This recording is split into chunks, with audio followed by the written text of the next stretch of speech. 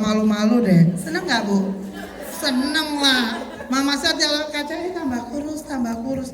Tapi ternyata ibu-ibu, kalau wanita tambah kurus tanpa sebab yang jelas, itu bukan harusnya bahagia, tapi harusnya diperiksakan. Bisa diabetes.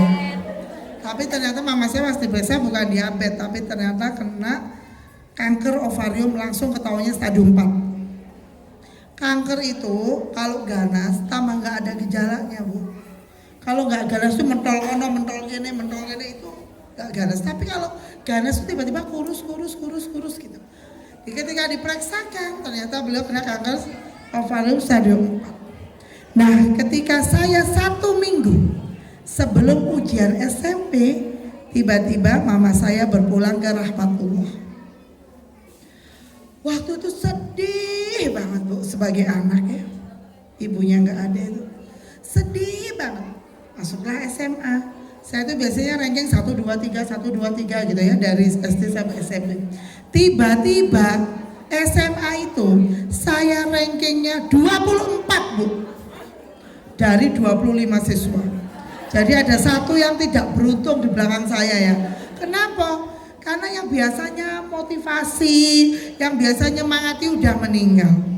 Tapi tiba-tiba di pagi hari itu saya makdek. Panjenengan atas makdek loh. Do you know makdek in Indonesia?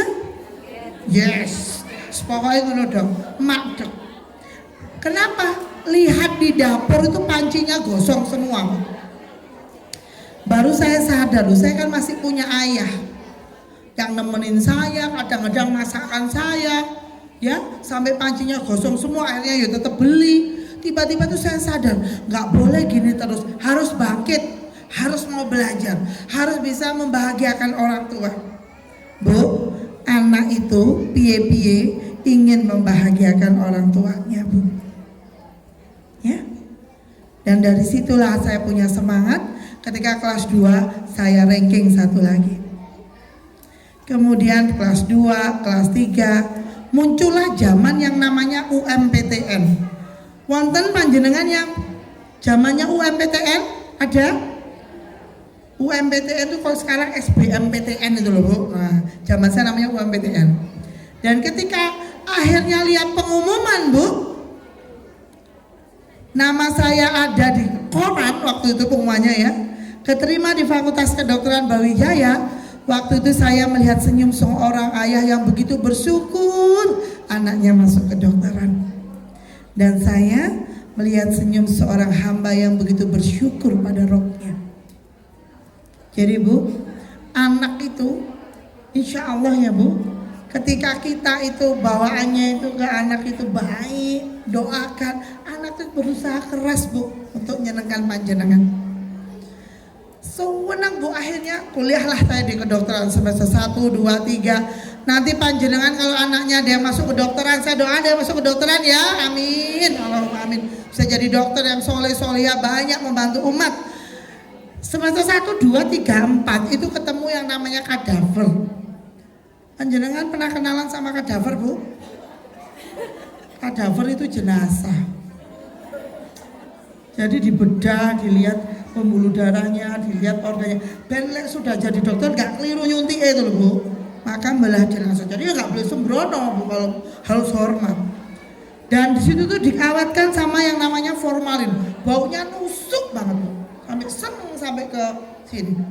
Dan saya paling hobi pingsan, nggak kuat baunya. Tapi zaman dulu tiba-tiba bangun udah di pinggir. Nggak tahu ya dipinggirkan itu diangkat atau diseret. Pokoknya nggak segede ini dulu. Tapi bahagia karena apa? Pengen membahagiakan orang tua. Tapi Allah itu punya skenario untuk saya. 5 hari setelah Syawal, tiba-tiba terdengar suara teriakan dari kamar mandi. Gitu. Saya pun lari ke kamar mandi. Saya ketuk-ketuk pintunya. Pak, kenapa Pak? Gak ada suara.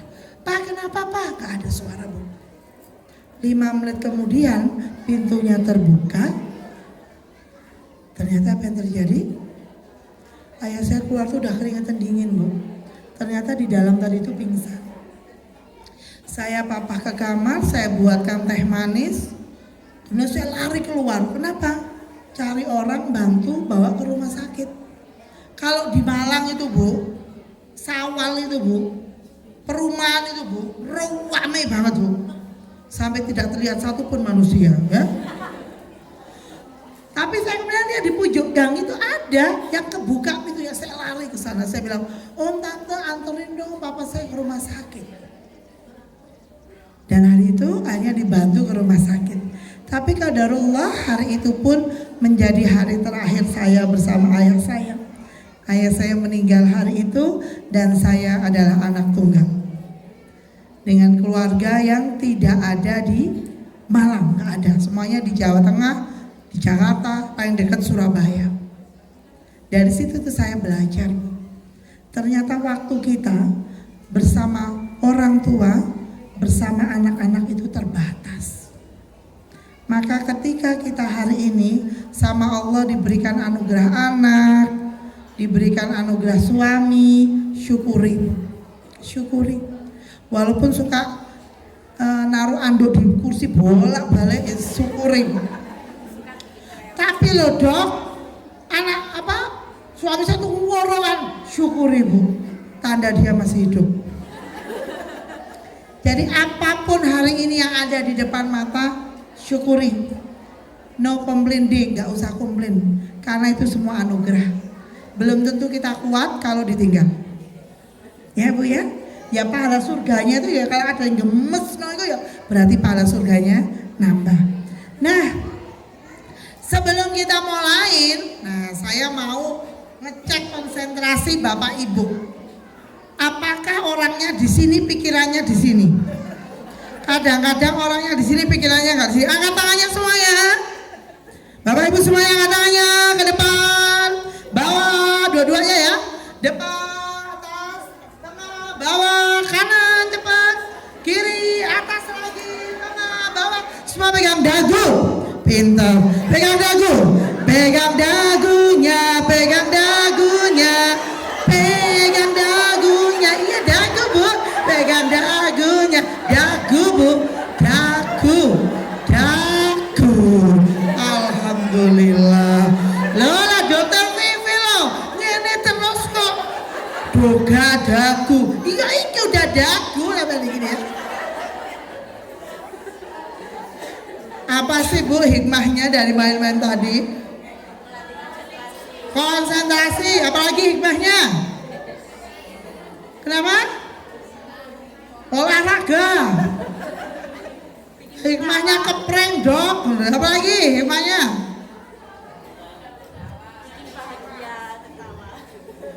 Ternyata Bapak Ibu, kalau dalam proses pendidikan, ternyata anak itu melihat apa yang kita lakukan daripada apa yang kita katakan. Apa? Diulangin. Anak melihat apa yang kita lakukan daripada apa yang kita katakan. Mas, pas pulang sekolah, ayo sholat tuh lepas adan, ya. Tapi ibunya megang WA. Iya kabar Bude. Sholat nggak kira-kira anaknya Bu? Sinau mau coba buku mana lo? Terus Dayanti kabarnya apa? Kira-kira dia baca buku nggak Bu? Kalau pengen anaknya seneng belajar, seneng baca buku, yo baca Bu di depan anaknya. Gak baca komik lo ya, baca buku. Pengen anaknya ngaji, rajin, harus pernah orang tuanya kelihatan ngaji di depan anaknya. Karena proses pendidikan itu cuma fotokopi. Cuma apa Bu? Fotokopi serok. Jadi kalau aneh-aneh, gemes, no, lucu, jangan-jangan ada ya kayak ngono kuwi.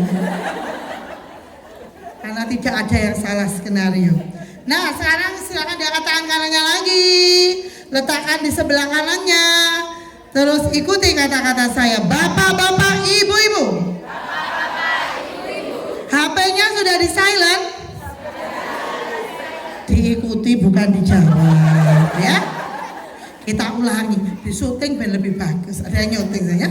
Oke, kanannya lagi, taruh di sebelah kanannya, bilang ikuti kata saya.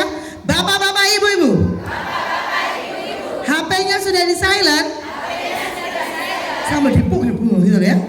Nanti kalau WA terus, bolak-balik selfie, bolak-balik lihat IG, bolak-balik lihat FB, apa ngantuk? HP-nya buat door prize ya.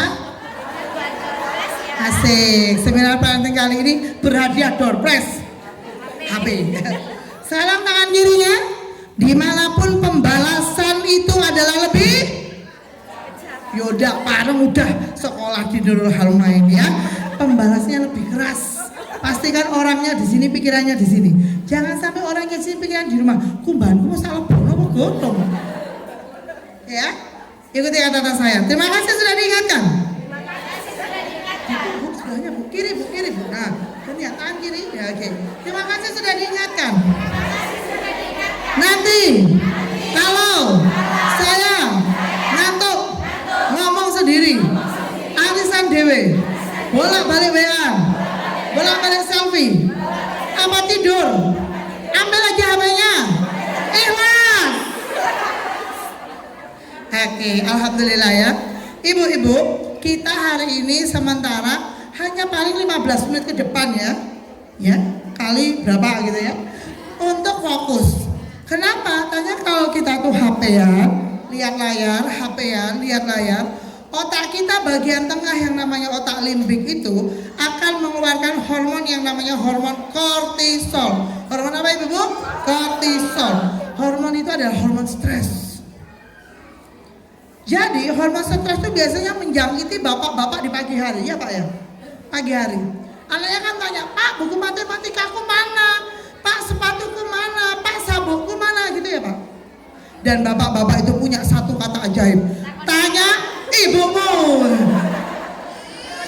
Ibunya lagi goreng tempe, lagi gendong adiknya paling kecil, kakinya sekaro ngepel sama WA-an karo bude.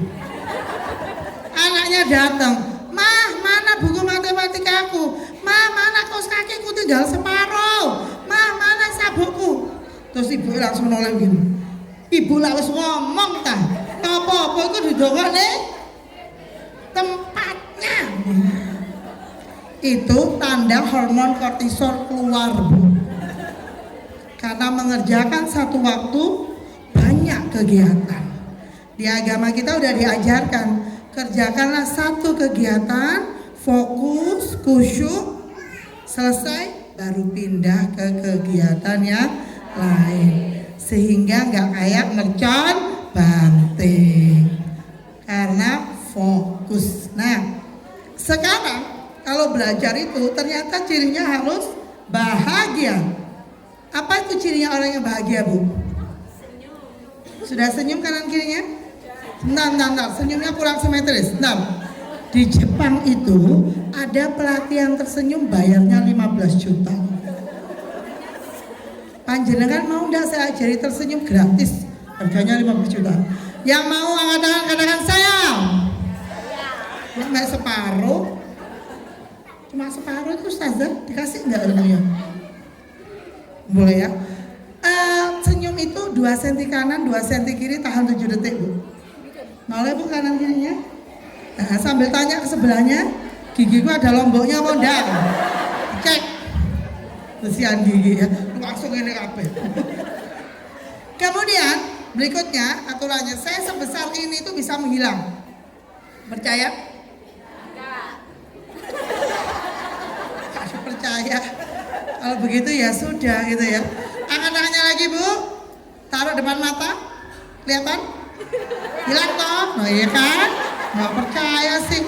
Maka kalau saya mulai melihat ada yang mulai mendapatkan ketenangan dari Allah, ada yang mulai menghilang dari peredaran tempat ini ya, maka saya akan mulai menghitung. Mulai apa ibu-ibu?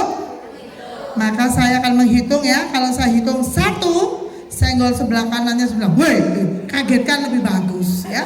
Semakin kaget lebih bagus ya. Satu. Woi, kanannya satu. Woi, satu-satu. Nah, sekarang kalau saya bilang dua, keluarkan jempolnya dua-duanya. Saya kalau bilang dua, Nurul Haromain, oke, gitu ya.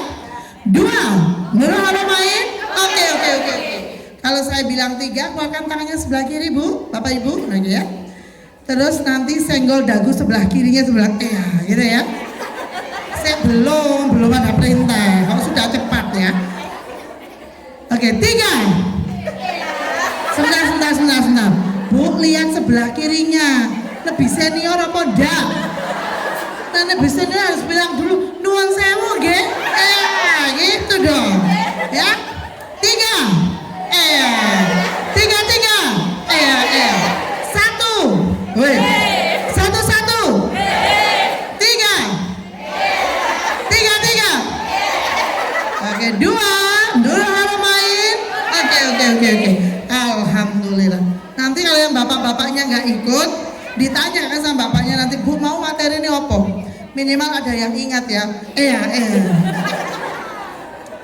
Hari ini kita mau belajar jadi orang tua yang bahagia. Maka pastikan nggak ada yang merengut ya bu, berapapun tanggalnya. Bahagia itu nggak lihat tanggal bu. Tanggal 32, 33 tetap bahagia. Sehingga ke anak pun akan bahagia. Jadi hari ini bagaimana menjadi orang tua yang bahagia, anak pun bahagia. Karena hidup itu adalah pilihan. Siapa yang hidupnya ingin gak bahagia, gak berkelimpahan? Angkat tangan. Ada yang mau nih? Ganti pilihan. Kedua, gak bahagia tapi sogeh bu. Mau? Masa gak? Kaya loh bu. Mobilnya aja sesuai warna baju. Mau? Ya mau? Oh mau. Ganti wes. Bahagia banget. Suaminya tiap hari bilang I love you. Tapi makanya Senin Kemis istirahat. Mau? Kok pilihannya enggak mau semua? Pilihan keempat. Siapa yang ingin keluarganya bahagia dan berkelimpahan, katakan saya. Oh bodoh ternyata ya. Sebenarnya bahagia itu apa toh bu?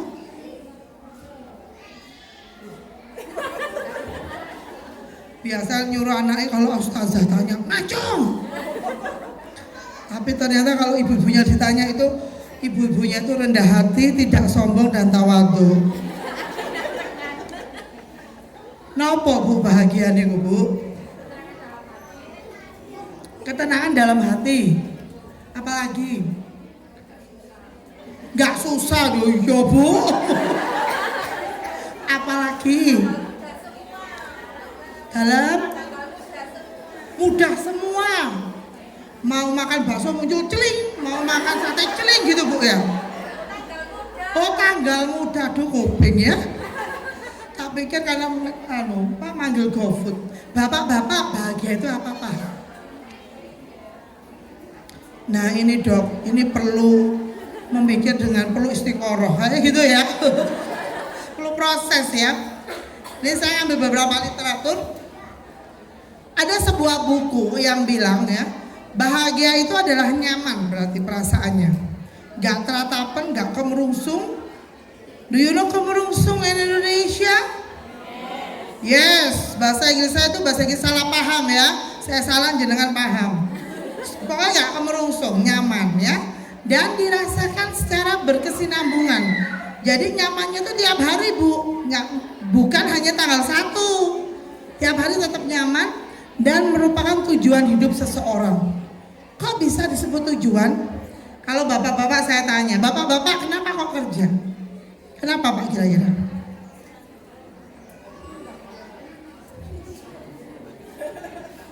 Buat kesibukan. Kalau di rumah tuh dok, diomeli ais, pokoknya kerja metu itu aman dok. Mencari penghasilan Maisa dok. Oh ya, untuk apa penghasilannya? Untuk menafkahi keluarga. Kenapa kok ingin menafkahi keluarga? Agar kebutuhan terpenuhi. Kenapa kok kebutuhannya terpenuhi inginnya? Karena ingin bahagia dong. Ya, jadi tujuan bu. Bu Sinten di depan, yang cantik, baik hati, tidak sombong. Ibu Sulis, bajunya pink-pink ya bu, kita satu chemistry. Bu Sis ditanya, Bu, kenapa kok panjenengan itu selalu istiqomah sholat tahajud? Iya dong, saya itu ingin selalu ketemu Allah, disayang Allah. Kenapa sih kok pengen disayang Allah? Iya dong, saya pengen masuk surga. Kenapa kok pengen masuk surga? Karena ingin bahagia. Bahagia itu Bu, dicari semua orang. Tapi kadang-kadang salah alamat. Ya, bahagianya tuh ada yang berpikir bahagia itu kalau healing ke Pujon Kidul, ke Santera itu bahagia. Atau arisan hari Senin dress code pink, hari Selasa dress code merah, hari Rabu dress code biru, itu bahagia. Tapi pulang healing, pulang dari Santera, buka dompet, migrain. Apakah itu bahagia? Ternyata enggak. Itu kalau versi sono. Kalau di dalam Islam bagaimana sebenarnya bahagia itu? Ternyata ibu-ibu, bahagia itu adalah ketika hati mereka tentram dengan berzikir atau mengingat Allah. Jadi kalau kita itu connect terus sama Allah, ternyata bahagia itu ditandai dengan hati kita itu tenang. Kalau tenang, ngomongnya sama anak itu tenang. Sini Nduk sama ibu gitu ya.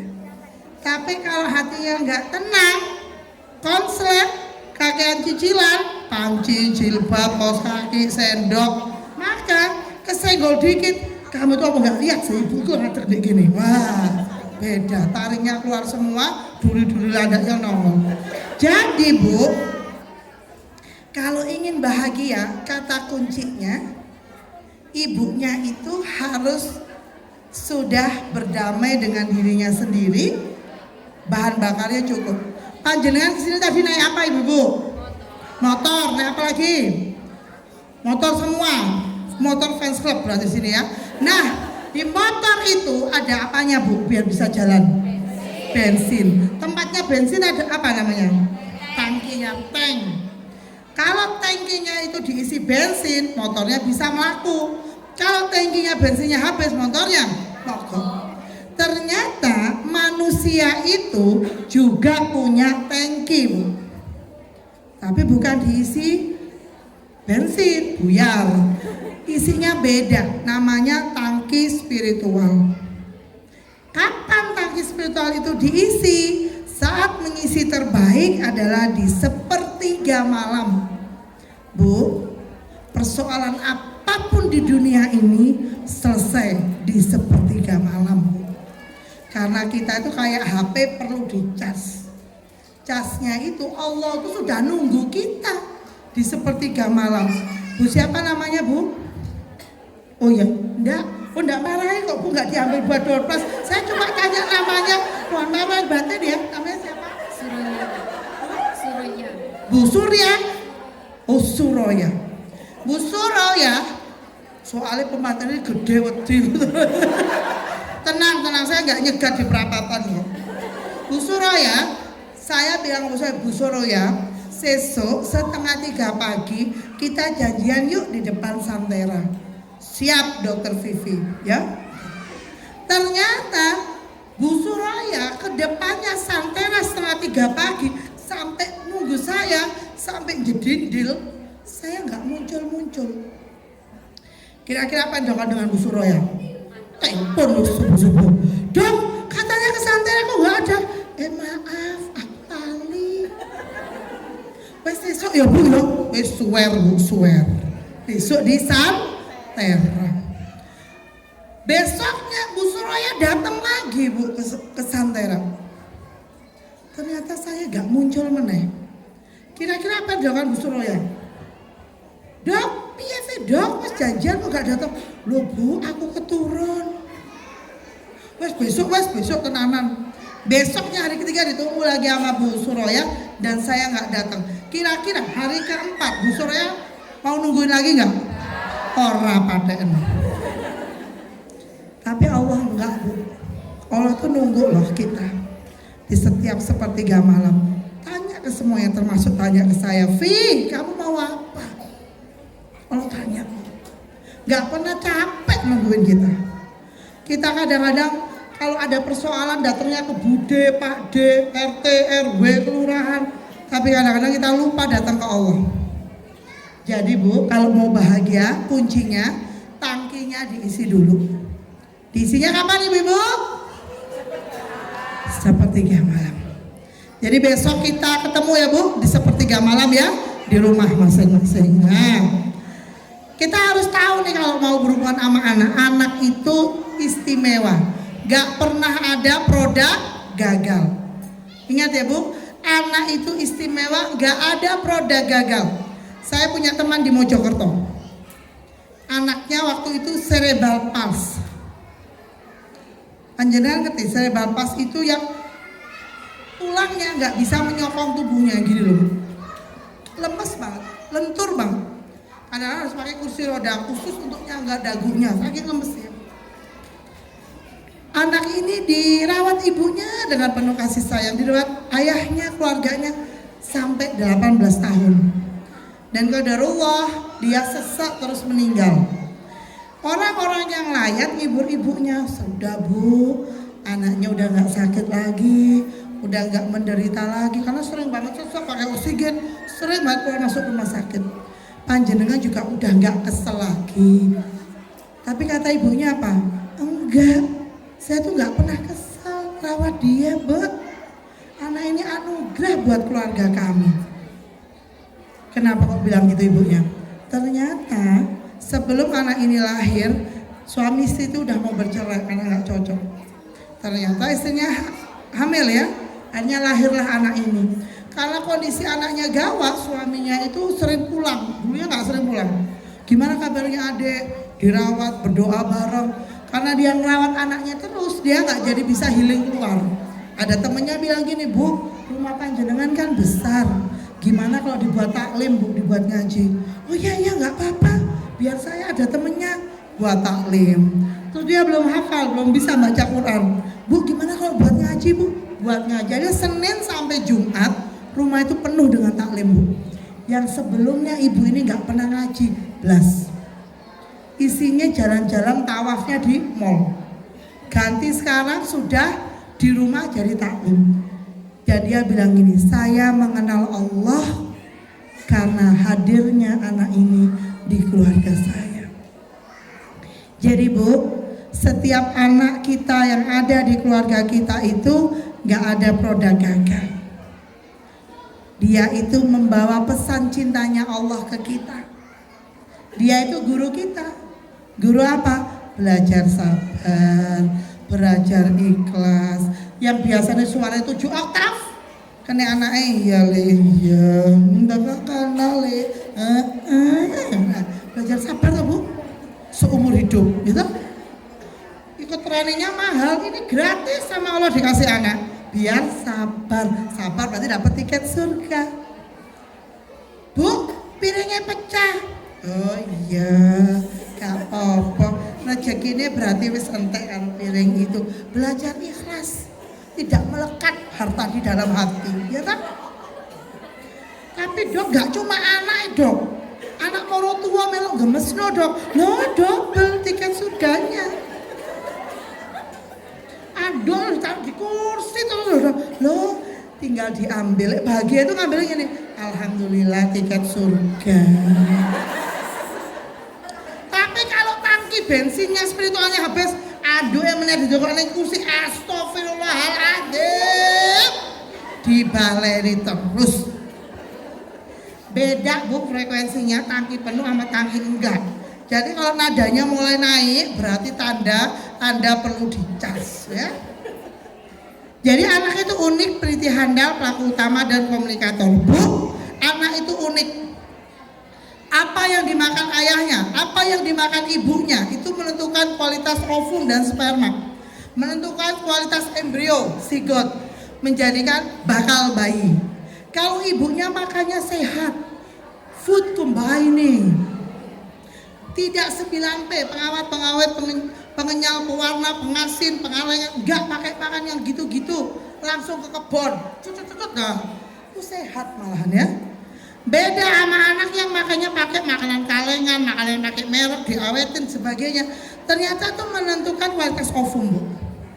Jadi ibu yang makannya makanan sehat sama yang satunya cilok bakar, sempol, seblak, sembarangan tuh beda nanti Bu kualitasnya ya. Bapak yang merokok dan tidak merokok juga beda. Maka ketika anak sudah lahir, tugas orang tua itu ridho. Itu sudah hasil karya bersama. Dan perlu punya ilmu. Ibu baru menikah, tinggal di PMI. PMI itu apa? Pondok Mertua Indah. Sama ya, Malang sama sini Pojon. Pondok Mertua Indah. Sama mertua masih sungkan, enggak bu. Sama suami masih malu-malu gitu. Jadi kadang-kadang cemas, tegang. Ternyata itu menentukan kualitas uterusnya. Jadi anak-anak pertama biasanya anaknya watos. Kenapa? Karena ibunya ya watos, aku hamil dia. Jadi kalau anaknya kayak gitu, ridho. Itu hasil karyaku. Kalau ada anak yang susah makan, perkembangan otak itu bu di usia 0 sampai 3 bulan. Ingat yang hamil atau mau hamil lagi. Maka di usia itu harus punya ilmu. Makan makanan yang bergizi. Maka otaknya pintar. Karena mendidik anak itu ternyata bukan setelah lahir tapi dalam kandungan. Anda kalau dalam kandungan menjaga, merawat janin itu sama kayak beli tanah. Anda membangun rumah di tanah 100 meter, 200, 500, 1000. Itu ikhtiar Anda di dalam kandungan. Ibu yang ngaji wandewanjus sama ibu yang nggak ngaji wandewanjus, ketika lahir anaknya hafalannya mudah yang ibu yang ngaji wandewanjus. Dan kalau ibunya punya ilmu tentang gizi, tentang nutrisi, walaupun dia tetap berusaha makan. Kalau ibunya nggak punya ilmu, dia ngomong gini, aku nggak mau makan mas kalau nggak mau suapin. Iku jenenge bocah, kok melahirkan bocah, nah ya. Itu biasanya gampang galau dan gegana. Panjenengan terus gegana bu? Bisa galau merana. Nah, jadi unik ya bu semua anak itu. Jadi nggak bisa kita komplain. Kok budi anaknya sopo tuh? Belum kelali anaknya sopo. Ya nggak boleh ngomong gitu. Nah, ternyata neuron otak itu semua anak diberikan Allah lah itu 1 triliun neuron otak. 1 triliun bu, 100 miliar sel aktif, 900 miliar pendukung. Maka di sini otak-otak itu yang awalnya nggak nyambung, lama-lama nyambung jadi ruwet. Berarti ini pinter. Kalau penyu lahir langsung jalan ke laut. Kalau jerapah lahir langsung disepak sama mboknya itu bu, biar berdiri, langsung nyusu. Tapi anak manusia lahir dia bisanya cuma nangis. Kenapa? Karena ternyata neuronnya belum disambung. Kok malah Allah buat neuron anak itu kok belum disambung? Kenapa dong? Kenapa? Kira-kira? Karena ternyata Allah itu memberikan kesempatan kita orang tuanya menyambung sebanyak yang kita mau dan sebanyak yang kita mampu. Maka hamilnya itu diberi waktu berapa bu kalau hamil? 9 bulan 10 hari. Kok enggak 4 bulanan ayo, setahun metu telu kan enak ya praktis ya. Tapi Allah kasihkan berapa tadi? 9 bulan 10 hari. Apa maksudnya? Ternyata 9 bulan 10 hari itu suruh mikir sama Allah. Nek wis lahir anak iki arep di KI program opo? Arep di sekolahno di mana? Oh di Nurul Haromainah TK sampai SMA lengkap. Itu misal. Itu suruh mikir bu 9 bulan 10 hari. Maka ini neuron otak ini bu semakin ruwet semakin baik. Dengan apa? Program ilmu. Ilmu terbaik apa? Al-Quran dan Sunnah. Mulai kecil didengerin bu. Ibunya juga ngaji ya. Anak itu sama Allah diberi sifat namanya peneliti handal. Sama kayak Nabi Ibrahim mencari Tuhannya kan dulu. Oh apakah bulan itu Tuhanku? Oh enggak hilang. Oh apakah bintang itu Tuhan? Oh enggak hilang. Apakah matahari itu Tuhan? Allah tuh mencari Tuhan dengan bertanya. Ibrahim itu mencari Allah dengan bertanya bu. Maka kalau anak kita bertanya, itu adalah sifat peneliti handal yang diberikan Allah kepada anak kita. Maka kalau anaknya tanya, dijawab. Apa ibu-ibu? Kalau anaknya tanya? Dijawab. Anak 2 tahun itu kata tanyanya apa? Ibunya masak pagi kejar tayang, cederet ya. Anak pertama 6/4, anak kedua 6:30, anak ketiga jam 7 kurang 1/4, anak mertua berangkatnya jam 7. Ibunya kejar tayang, lek masak. Anak 2 tahun datang deketi ibunya. Bu, ibu, bu itu apa bu? Ibunya bilang pisau. Pergi dia. Datang lagi. Bu, itu apa sih? Pisau. Oh, pergi. Datang lagi. Bu, itu apa sih, Bu? Bu ya kira jawab, Bi. Wah, nih, Bu. Mengeluarkan ekspresinya dengan dahsyat. Pisau. Dengar gak sih kupingmu itu? Bu, tahu gak sih kenapa Allah bilang itu? Ya, surga itu ada di bawah telapak kaki ibu. Kok di telapak kaki ya Bu? Saya belum telapak kaki saya aja wamel ya. Kok gak telapak tangan ya? Telapak tangan kan tinggal, surganya tinggal 30% cas gitu ya. Tapi telapak kaki loh, kenapa kok maksudnya telapak kaki? Panjenengan pernah jalan-jalan ke pantai? Kalau ke pantai melewati pasir toh Bu? Kalau jalan-jalan gini noleh ke belakang lihat apa Bu? Jejak. Maksud surga itu ada di bawah telapak kaki ibu adalah bahwa setiap perkataan dan perbuatan ibu akan meninggalkan jejak-jejak di otak anaknya, yang kelak jejak itulah yang akan menjadikan seorang anak menemukan surganya. Kata-kata kita Bu, perbuatan kita yang gini tadi itu ternyata akan menjadikan seorang anak mengenal baik dan buruk dalam hidupnya, dan dia mengenal rohnya.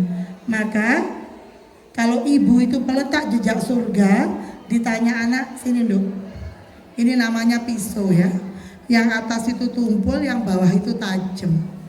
Kalau motong, gunain yang bawah. Tapi kalau adik belum SD, belum boleh pegang pisau sendiri, karena nanti kalau kena tangan bisa luka, berdarah, sakit, nanti dia dijahit mahal ya. Jadi nanti megangnya sama ibu. Kena ya ndak ya? Mana ya Le ya? Bisa gitu ya. Anak 2 tahun nggak mungkin jawab ibunya gini, ih ibu penjelasannya keren, so sweet. Nggak mungkin. Paling dia ngomong apa? Oh, pergi. Tapi Anda sudah meletakkan jejak-jejak surga. Dia udah tahu baik dan buruk. Jadi kalau anak 2 tahun tanya itu dikon meneng Bu, ya. Nanti lanjut 4-5 tahun. Siapa di sini putra-putrinya ada TK? Katakan. Kata-katanya udah nggak apa, tapi kenapa? Misal diajak beli di minimarket depan ya, dari rumah jalan. Bu, delok ana Bu. Bulannya ngikuti kita, kata ibu. Wes gak usah didelok. Ingat, anak itu kepo Bu, ya. Kalau nggak dijak tanya lagi, besoknya belanja meneh. Bu, ibu, bulannya itu loh Bu, ngikuti kita. Bulannya itu nakal lah jadinya. Hari ketiga, tanya lagi, wong belum terjawab. Bu, bulannya masih ngikuti kita terus loh Bu. Wes denger mama ya, ojo tanya lagi habis ini. Iku jenenge sunatullah, wes meneng. Ketika dia SD, pulang bawa ujiannya. Assalamualaikum. Waalaikumsalam. Bu, ibu ngerti enggak Bu? Ustazahku itu Bu, ternyata gak sepinter ibu. Iya, gak enak perasaan. Kenapa Kak? Kan ada soal matematik, sains Bu. Kenapa bulan seolah-olah mengikuti kita kalau malam hari? Sudah tak jawab gede-gede loh Bu, sunatullah. Loh kata ustazah, iya Mas dilengkapi ya, mekanismenya gimana? Ya kan berarti pinter ibu. Jadi kita akan memanen apa yang kita lakukan ya Bu ya. Kemudian pelaku utama Bu, anak itu kalau usia dini, kalau pengen pintar, gak disuruh-suruh Bu. Loh, gak disusul malah delongop dong. Bukan. Ini tumpah misalnya ya, seret tumpah, cangkir saya tumpah. Kan kudu dia apa Bu? Kalau lumpah dilap. Tapi nggak nyuruh, ayo gimana caranya? Otak itu ada 3 Bu, reptil, mamalia, tingkat teratas neokortex. Kalau kita sering ngomongin lap, ya dilap saat itu. Tapi suatu saat tumpah lagi, dia akan bilang gini, gak ketok. Karena gak ada yang nyuruh. Kan kita pengen anak punya inisiatif kan. Maka dikasih yang namanya pertanyaan. Mas kenapa kok kayak gini, tumpah Bu. Oh kok bisa tumpah, kesenggol aku. Tenang, gak usah marah. Oh iya Ibu ya pernah dan nyenggol-nyenggol. Kira-kira apa yang harus dilakukan ya nak kalau tumpah? Ambil lap Bu, apalagi anak 3 tahun Bu. 3-4 tahun tuh, kalau aku bisa. Wah itu harus difasilitasi. Bisa tak ambil lapnya? Bisa. Ya ambil di lap. Kalau udah selesai apa yang dilakukan? Taruh sana, ya boleh. Kadang-kadang ibu itu nggak percaya ke anaknya waktu mau nyuci ya habis makan. Bu aku nyuci sendiri, gitu kan anak ke umur 3-4. Ada ibu ya kok. Gak usah, mau pecah kabeh. Terus, gak usah. Hus, gitu. Habis makan taruh. Padahal sehari makan 3 kali.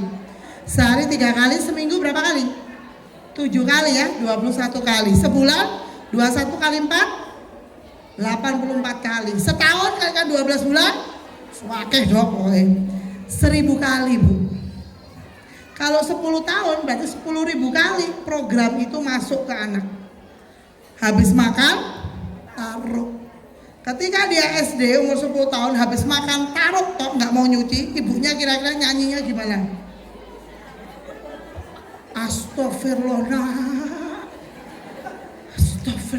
Kamu tahu nggak sih nak? Mama tuh bangun jam 3, masak, nyapu, ngepel, nggak cuci-cuci, nyirami bunga, kasih makan ayam, mentok dan semuanya.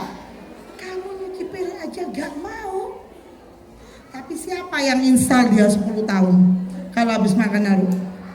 Jadi Bu, kalau anak kecil mau nyuci kasih piringnya, kasihlah yang melamin, kasih yang plastik kalau belum percaya yang beli.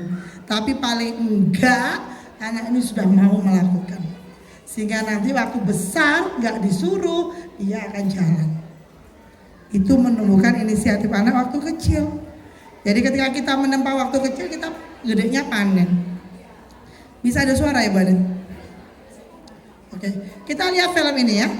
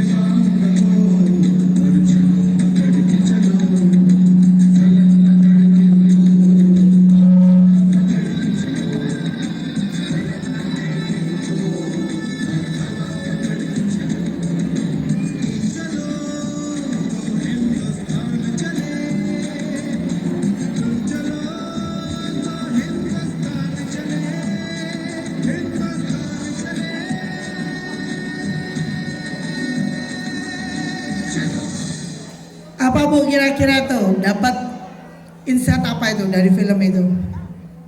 Ternyata kalau anak itu ya terbiasa waktu kecil punya inisiatif, dia akan selalu dalam kebaikan Bu.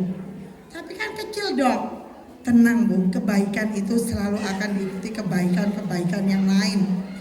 Jadi jangan pernah lelah untuk jadi orang baik. Dan tetap ajarkan anak-anak untuk mencintai kebaikan. Jadi dan dia punya inisiatif seumur hidupnya. Nah, gimana nih langkah orang tua bahagia dan anaknya bahagia? Jadilah orang tua yang oke. Orang tua yang apa, ibu, bapak-bapak? Oke. Mana tangannya? Oke. Nah, oke itu apa? Oke itu singkatan. Yang pertama, optimalkan perkembangan anak sesuai tahapannya. Yang kedua, kenali komunikasi sesuai tahapan perkembangan. E-nya efektifkan 5S. Kita lihat dulu tahapannya nih. Anak itu ada tahapannya, Bu. 02, 27, 7, 10, 10, 15, semua beda targetnya.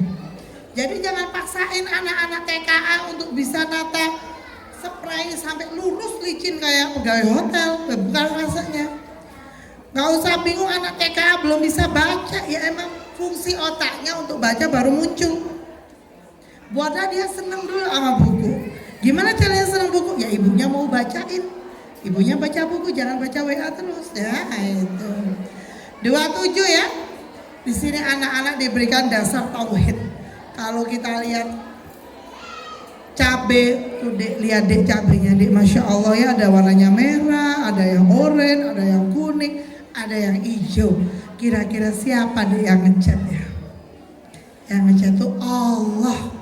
Allah itu pemilik semua yang ada di langit dan di bumi. Ingat Bu, anak usia 2-7 tuh kepo. Semua ditanyain. Kalau bisa kita sholat itu pas doa nangis.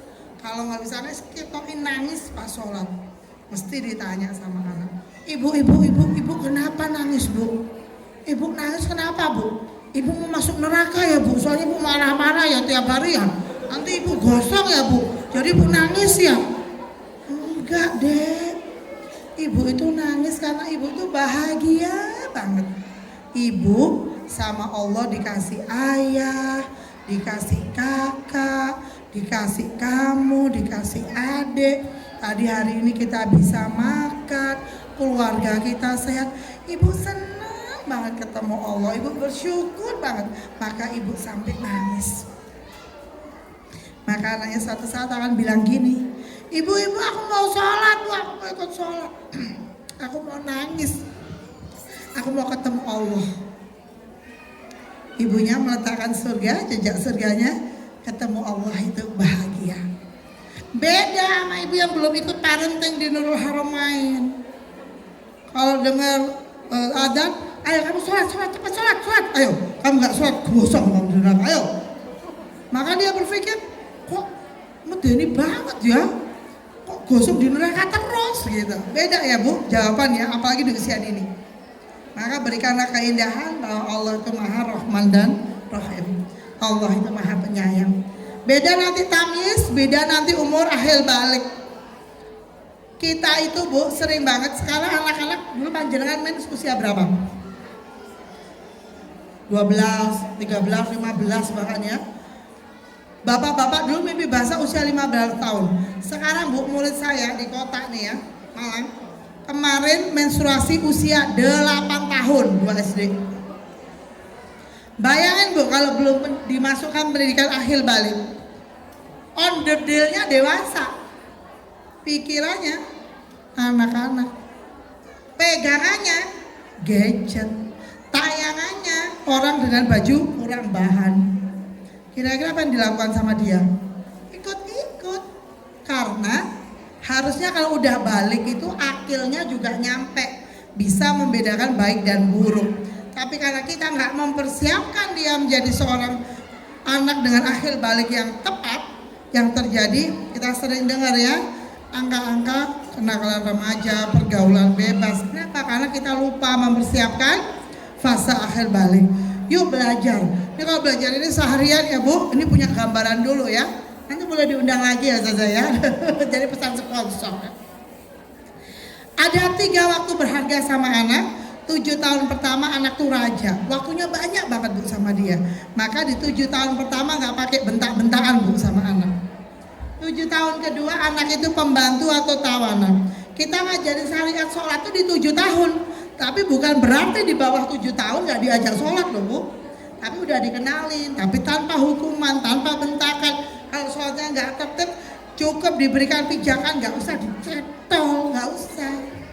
Ya, 7 tahun ketiga, anak itu sahabat, bestie. Maka ngomongnya nggak bisa kayak di 7 tahun kedua. Kalau ngomong sama anak-anak remaja, ada yang di sini anaknya udah SMA, SMP, ngomong kayak sama bestie bu, keluar pergi berdua bu, kita pacaran sama anak sendiri. Apalagi anak laki-laki, kalau ngomong harus kenyang. Nggak bisa dia belum makan, ibunya udah sama dia, bisa-bisa kita diambil remote di mood gitu. Jadi jangan ngomel karena SMA. Mas temani bunda yuk, bunda lapar pengen makan bakso. Ada pengennya sih berdoa sama dia. Makan. Di sekolahmu ada yang cantik nggak mas? Oh ada bu. Kamu ada yang kamu share nggak? Kan biasanya remaja nge-share ya. Ya ada lah bu. Kalau ada jangan, nggak boleh kayak gini loh ya, nggak boleh pacaran loh ya, nggak usah, tenang dulu. Oh berarti bilang dalam hati, alhamdulillah anakku no. Terus baru kita nanti mulai pesan sponsor bertahap bu, nggak langsung sabiuk. Kadang-kadang ibu-ibu itu nggak mau rugi ya, bisa tuh kono bakso ya nasihatnya dari Sabang sampai Merauke, jangan. Tapi hati-hati loh mas, kalau itu nyuruh ibu itu untuk menjaga mata dan kemaluan anaknya. Jadi jaga matanya loh Yole, enggak sikap yang benar ya nak. Kalau anak laki-laki itu ditepuk bu. Ibu yakin kamu itu bisa dipercaya. Wes gitu bu. Pertemuan pertama tidak ada pesan sponsor yang berat-berat. Wong bakso ne yo mek telu. Jadi jangan berat-berat dulu. Seminggu lagi keluar lagi bu, es cendol. Gimana temanmu ada bu, temanku loh bu, ono sing ngerokok loh bu. Anak mau cerita itu berharga bu. Jadi ketika cerita jangan gak oleh ngono iku. Buyar, dijamin pertemuan ketiga dia absen gak datang. Nah ini ya bu, tahapan-tahapan 0 sampai 7, zona 07 dilarang, fondasi sejarah, pendekatannya sidik itu apa? Benar. Gak boleh bohong bu, 07 tahun. Misal ibunya kerja, anaknya masih kecil. Ibunya bilang gini, anu dek, ibu lo ke warung depan sebentar. Warung depan sebentar. Tapi tiap hari pulangi maghrib. Sehari sekali, sebulan 30 kali, setahun 356 kali, 10 tahun 3560 kali. Ketika anak akhir balik, tahapan perkembangannya memang memberontak di situ. Ketika ibunya ngomong, dia harus gini, halah paling goroh. Hati-hati ya bu, 07 itu enggak mau bohong. Ada cicak, cicak wis transmigrasi dikelui. Enggak ada cicak, kita bilang cicak, bohong. Hati-hati dengan kata-kata kita, itu berpengaruh nanti di usia SD-nya. Tiap kita ngomong, dianggap bohong. Ya, ini anak adalah raja. 7-14 tahun, lihat zonanya bu. Yang punya anak SD, Bapak Ibu, zonanya hati-hati. Ini di 10 tahun teman lebih penting daripada orang tua. Anda ajak, kita ke rumah Bude Party ya. Gak mau bu, aku mau metu sama Kevin. Besoknya, kita ke Mbah itu ya, Mbah Buyut. Mau bu, aku mau keluar sama Marvel. Gitu ya. Wangil mulai ngajak anak usia 10 tahun. Gimana? Maka di sini zonanya namanya hati-hati. Di sini mulai diberikan amanah. Walaupun di rumah kita punya pegawai saklusin, anak ini tetap harus punya tanggung jawab. Dulu anak laki-laki saya tanggung jawabnya apa? Masak nasi di Magic Jar pagi hari. Ketika dia nggak mau masak nasi, serumah nggak sarapan. Itu namanya konsekuensi kelompok. Ada yang jadi anak itu bu, kalau saya kumpulin anakku di rapat, jadi saya baginya nggak kamu nyapu, kamu ngepel, kamu setrika, enggak. Saya dudukkan semua, saya buat list pekerjaan di rumah. Masak nasi, masak lauk, masak sayur, cuci baju, jemur, nyapu, ngepel, ngasih makan. Rumah saya tuh kayak kebun binatang ya. Dulu ada ayam, saya udah nggak ada. Ayam, lele, kucing, laler, semut itu banyak, ikan ya. Itu saya bagi, nah saya tawarin ke mereka. kamu mau ambil pekerjaan apa? Satu anak, 5 pekerjaan. Suruh milih sendiri, Bu. Nah, itu di fase 7-14. Bahkan dulu saya sistem sangunya, dia mau tuker poin karena ngerjain tugas pekerjaannya. Itulah yang disebut dengan amanah. Anak yang los, SD masih diambilin nasinya, masih disuapin, masih apa sayang, nah. Maka nanti ketika mondok di SMP, dia nangis gero-gero, Bu, aku pulang Bu, mondoknya kejam Bu, aku disuruh cuci baju dewe. 7-14 Bu, harus pernah nyuci baju sendiri.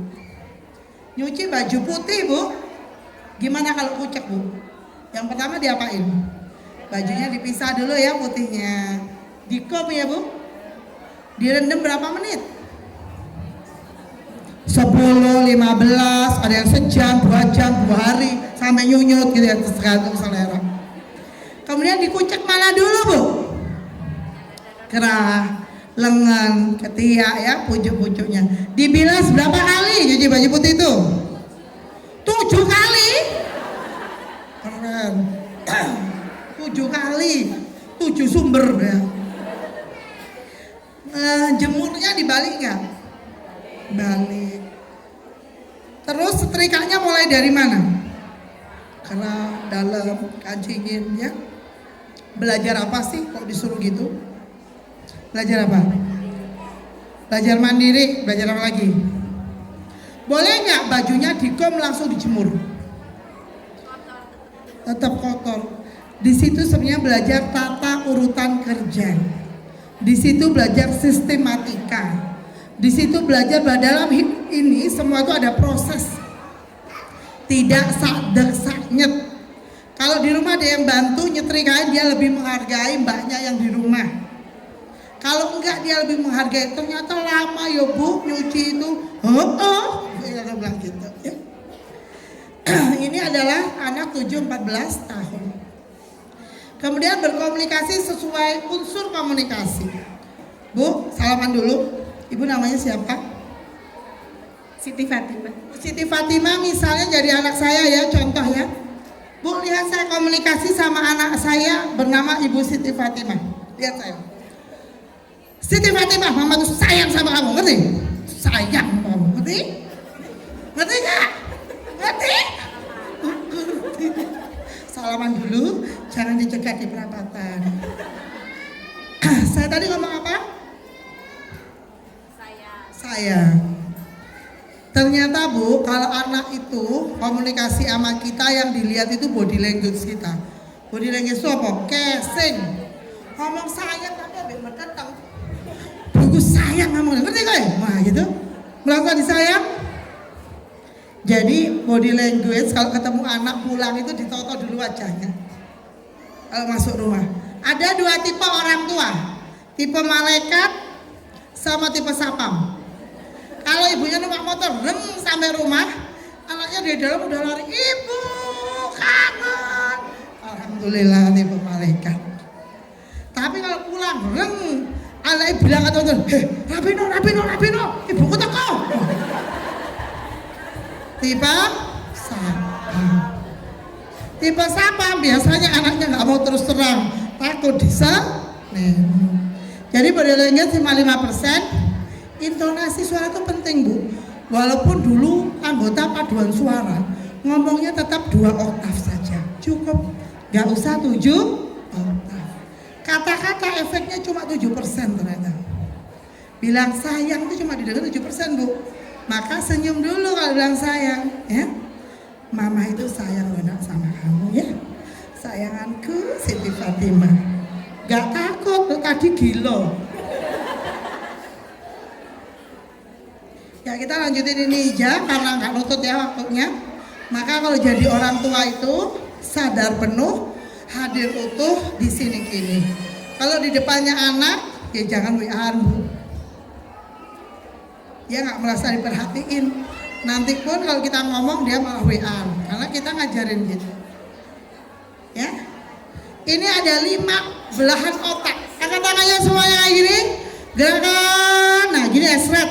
Jempol itu mewakili sensing. Jempol mewakili. Telunjuk mewakili thinking. Telunjuk mewakili. Jari tengah mewakili insting. Jari tengah mewakili. Jari manis mewakili intuiting. Jari kelingking mewakili feeling. Maksudnya apa sih dok? Buat gampang aja ya. Ini otak kiri sebelah sini. Ini otak kanan. Ini bukan otak-otak, ini otak tengah ya. Jadi yang sebelah sini otak kiri, tengah itu otak tengah, kanan otak kanan ya. Jempol, kalau di jari-jari lainnya, jempol itu gimana bu? Gede. Anak sensing yang dominan otak kiri bawah itu energinya kuat. Sekolahnya udah full day, pulang jam 4, di rumah saya umek sepedaan, munggah genteng, adik diusili, emang gitu. Karena staminanya jangka panjang, kuat, memorinya tajam, gampang ini bu hafalan Quran. Ibunya harus kasih program. Kalau nggak ada jadwal di rumah los, dia bisa pergi sampai Kasembon, saking energinya banyak. Otak kiri atas, telunjuk, biasanya buat apa tunjuk? Merentah. Kalau punya anak thinking, jangan merentah. Mas Mandio, ibu lo belum mandi nyuruh-nyuruh. Analitis, pandai. Maka kalau ngomong sama anak thinking, mas, kamu mau mandi sekarang opo 5 menit lagi. Anak thinking itu nggak banyak ngomong bu, belikan banyak buku karena dia suka juara. Nggak usah disuruh belajar, harus belajar kalau thinking. Ya. Kalau punya suami thinking, Anda WA, mas mau mampir ya mas yang minimarket beli garam, gula, ini tolong ya mas. Jawabannya, ye, gak usah sakit hati.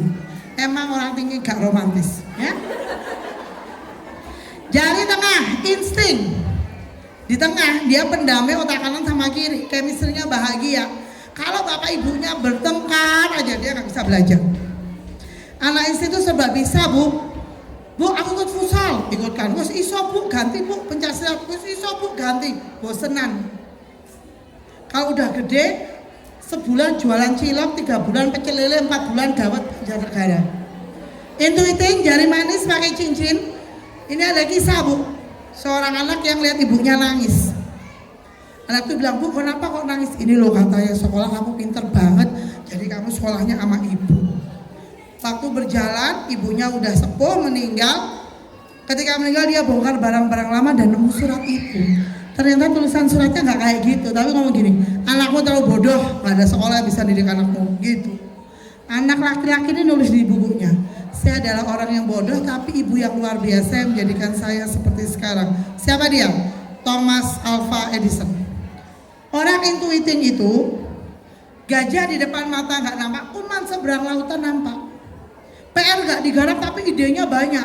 Mau buat ini, mau buat ini, buat ini. Calon penemu bu intuiting. Jadi kayak sekarang ada Grab, Gojek, itu idenya orang intuiting. Ada yang punya mobil, ada yang punya aplikasi, ada yang butuh naik mobil. Maka dikumpulin jadi satu sama orang intuiting. Itu keahliannya. Jadi kalau anak anda ya, kalau yang lain nulis di kertas, dia nulis di tembok.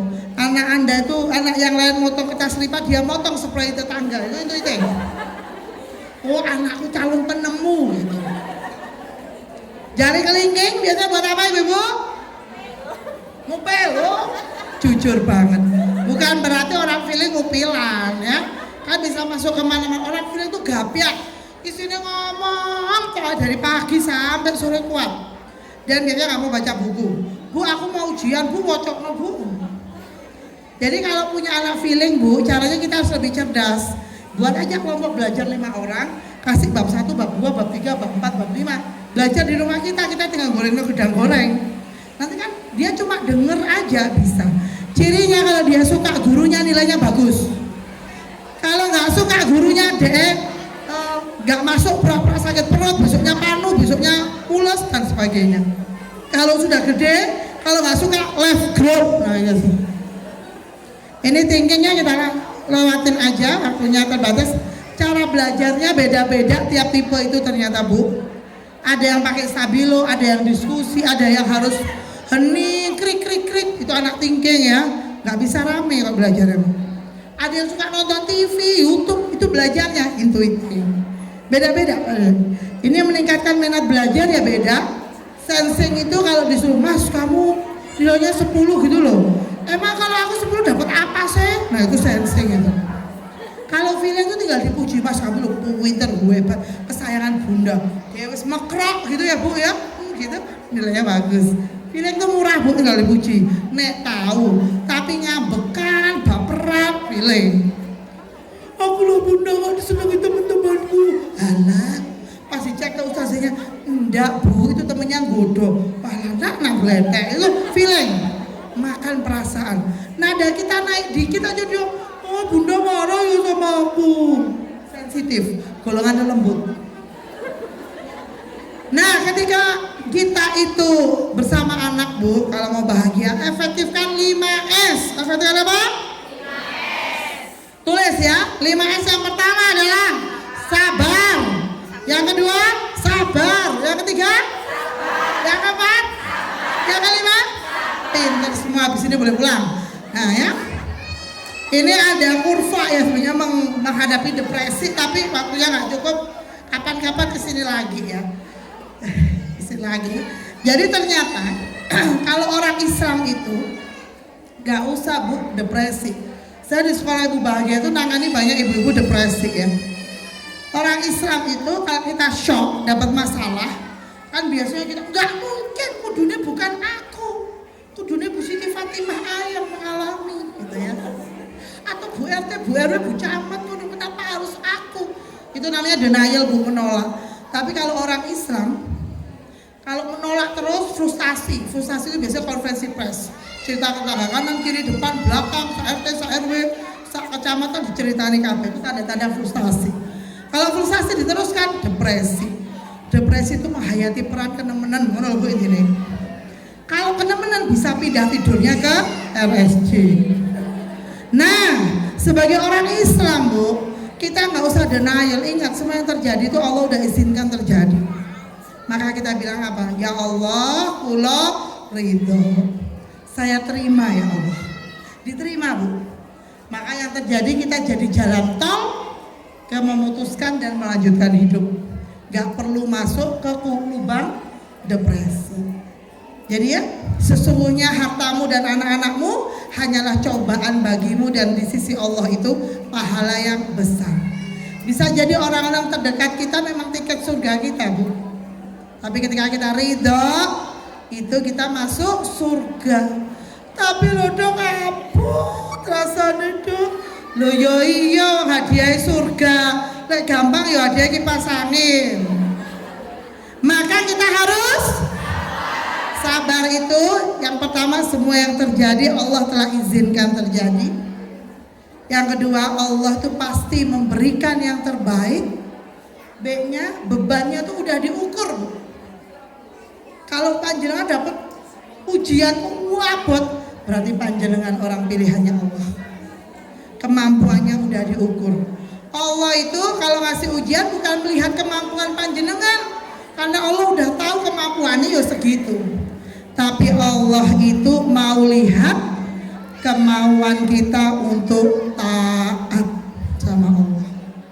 Dikasih ujian tetap taat nggak? Dikasih ujian tetap taat nggak? Dikasih ujian tetap taat nggak? Seperti kisah Nabi Ayub. Kasih sakit, anaknya meninggal, semuanya hilang, tapi dia tidak pernah marah kepada Allah. Maka yuk Bu, kita tetap taat, sama-sama berjuang ya Bu. Tadi kan jadi teman seperjalanan ya, saya ini ya masih berjuang. Kemudian setiap ujian yang hadir, sebenarnya Allah sedang mengangkat derajat kita, ya, akan memberikan kemuliaan kepada kita.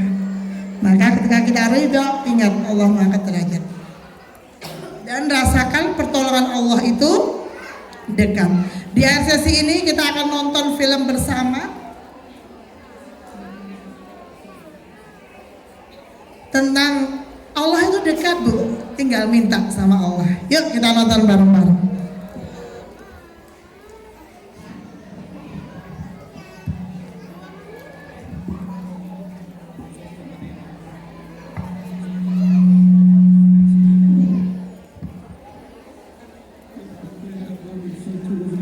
وسدت وأقفلت وليس أمامي إلا بابك. يا رب أعطني سؤلي، يا رب أعطني سؤلي، يا رب لا تخيب ظني بك. تضيع أملي فيك يا رب.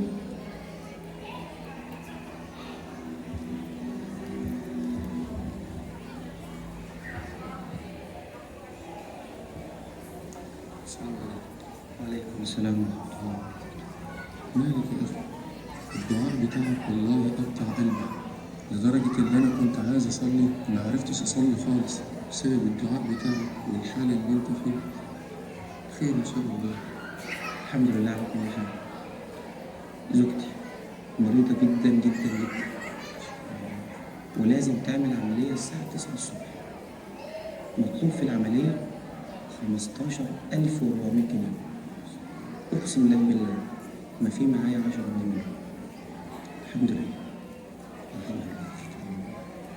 بصراحة يا أخي أنا مش هقدر أعمل لك أي حاجة، لكن كل اللي أنا أقدر أقول لك عليه واصل دعائك، واصل تضرعك، واصل بكاءك بين يدي الله، وأحسن الظن بربك، والله جل جلاله سبحانه وتعالى.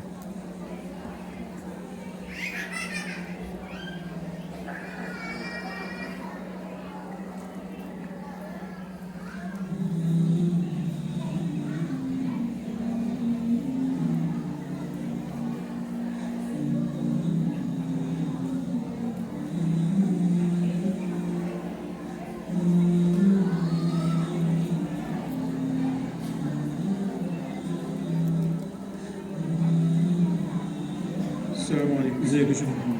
يعني طيب، مبسوط جدا اني شفتك. بصراحة لما سمعت صوتك جيت جاري عشان اصلي ورا حضرتك. حضرتك من الشخصيات اللي محببة لقلبي بصراحة. وافتكرت وانا جاي ان انا اجيب لك زكاة المال بالمرة تطلعها للناس اللي تشوفهم مستحقين ان شاء الله. كام؟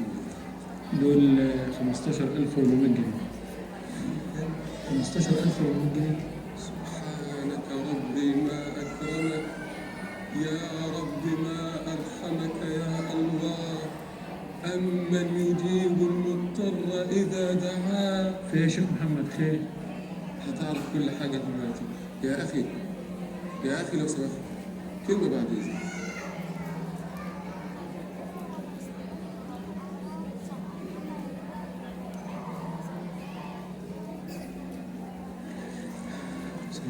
عليكم السلام ورحمة الله وبركاته. لو سمحت يا أخي بعد إذنك، الكلام اللي أنت حكيته لي قبل الفجر أنا عايزك تقوله لي تاني.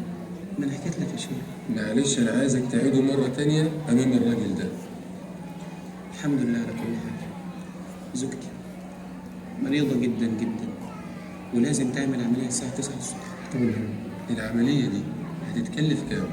15,400. 15,400. لا إله إلا الله، لا إله إلا الله، سبحان الله، اللهم لك الحمد. الله أكبر، الله أكبر، الله. لا إله إلا الله، اللهم لك الحمد.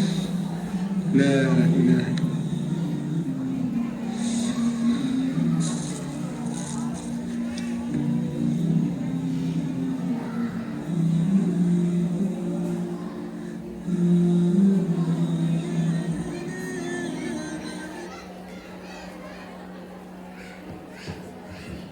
Jadi ibu-ibu, Allah itu dekat. Allah itu selalu mengabulkan bagi hambanya yang meminta. Hari ini kita itu diminta Allah hanya untuk taat.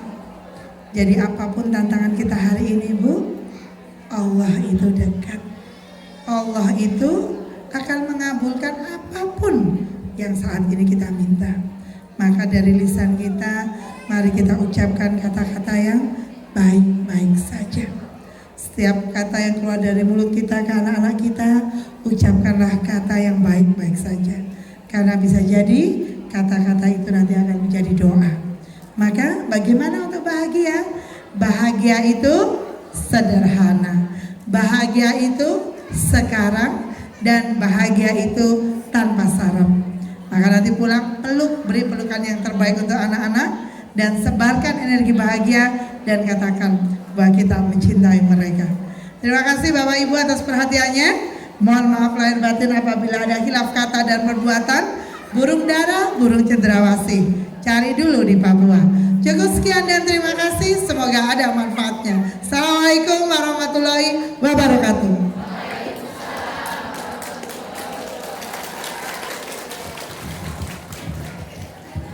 Masya Allah, seneng ya ibu-ibu ya, bapak-bapak ya.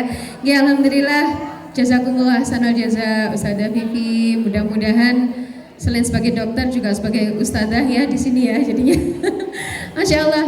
Nggih, ibunda dan ayahanda yang saya hormati, ini saya mau tanya dulu nih ke penanggung jawab acara nggih. Ustaz Tamami pripun, saya teruskan atau? Oke, 2 pertanyaan. Nggih. Saya berikan kesempatan untuk menanyakan kepada Dokter Vivi, misalkan jenengan ada masalah dalam, bukan masalah ya, pokoknya pertanyaan apapun yang terlintas dalam pikiran jenengan, 2 pertanyaan, setelah itu kita melanjutkan acara. Nggih, nggih. Monggo, jika ada yang ingin ditanyakan. Angkat tangan mohon nggih, angkat tangan, terus kemudian, oh iya itu yang di belakang itu. Ngapunten, Mbak Anin. Monggo, ini Ibunda Putri. Nah, Bu Putri. Nama dan asal nggih, wali kelas SD, SMP, SMK, MA atau TK, PAUD.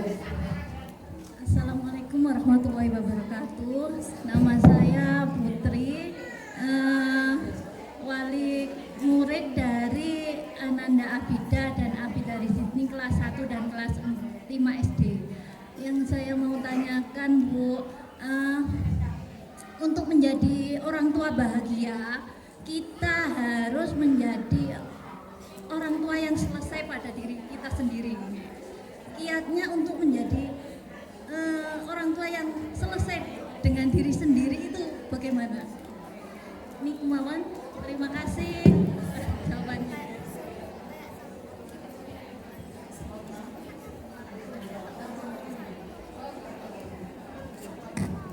Satu lagi nggih, monggo. Ayo, mumpung lo. Nggih, Ustaz Tamami nggih. Mumpung lo ini. Mumpung beliaunya agak longgar bisa diajak ke Pondok Nurul Haramain ini. Oke, langsung mau dijawab.